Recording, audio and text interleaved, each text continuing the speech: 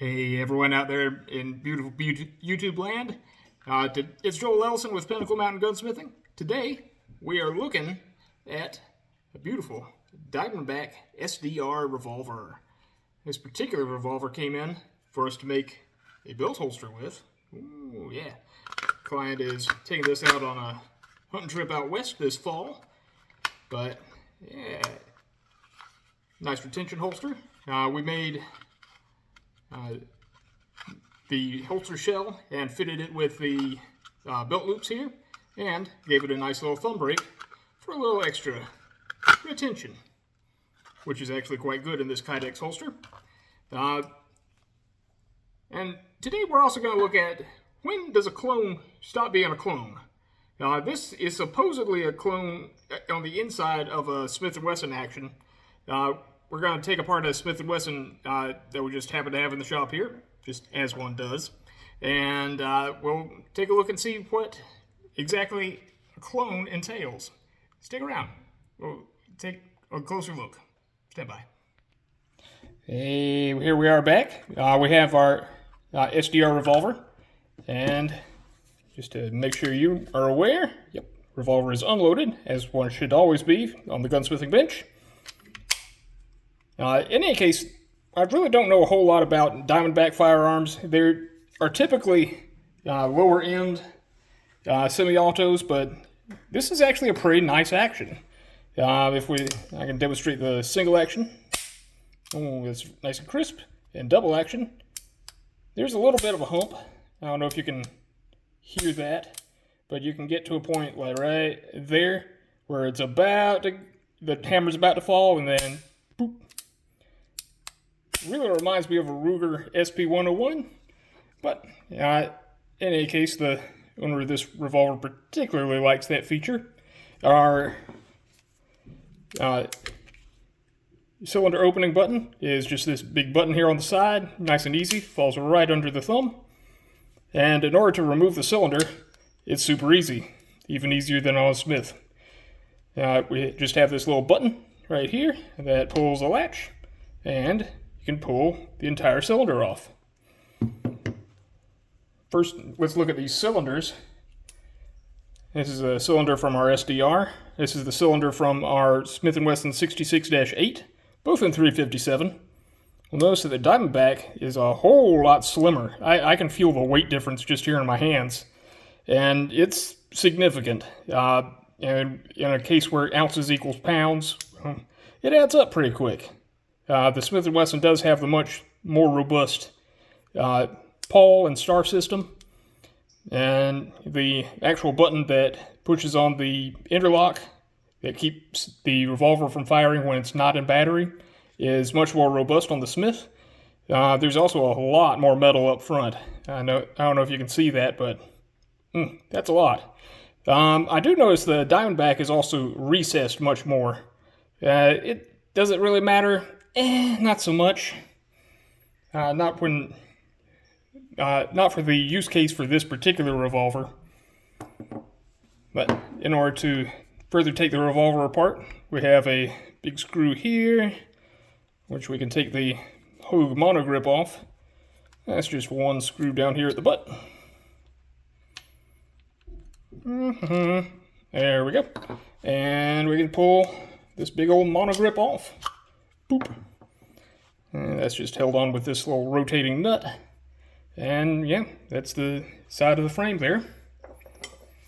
And the rest of the side plate here is held on with these two screws. Let me move that so you don't look at just the back of my hand. I know, this is riveting YouTube right here. It doesn't take long to get those out. And I finished spinning those out. In case y'all weren't aware, it's just me down here. There's no videographer. There's no script writer. You're getting just raw, unfiltered Joel. Yep. Joel, raw, unfiltered, all the time. And just like on our Smith, we can just kind of whack the butt under the grip.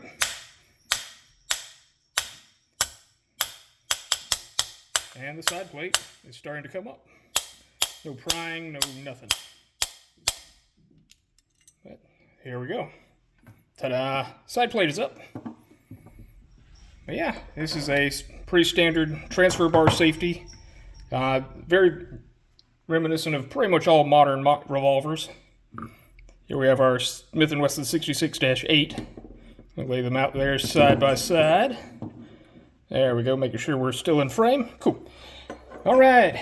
Biggest difference I can tell you about right off the bat is that the Smith and Wesson has a flat spring, which this is more traditional. In order to take the flat spring out and this is what powers the hammer. The SDR has, however, a coiled mainspring. In order to take the mainspring out here, you would just loosen up the screw down here. I'm not going to take this one all the way down because that would be a long video. And there's plenty of other YouTubers doing that. Ad nauseum, ad infinitum. And we can slide that out. And that just unhooks. Yep, these little teeny tiny hooks. That's pretty much all that's powering that. Those connect up to this little swiveling bit up there. But yeah, either one, they have an interlock so that when the cylinder is not in battery, the mechanism does not move.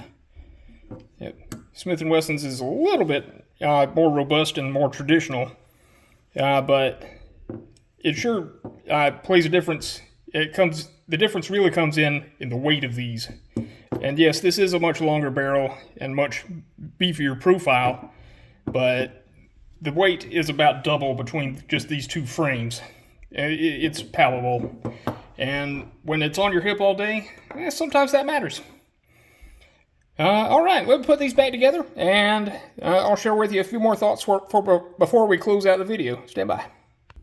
All right, now that we have the pistols back together, we can go ahead and check our double action trigger weights. We have our Lyman trigger pull gauge here, and just to make sure you're aware, yep, unloaded and unloaded. Both of these are 6-shot 357 Magnum / 38 Special revolvers. And let's start with the Smith and Wesson.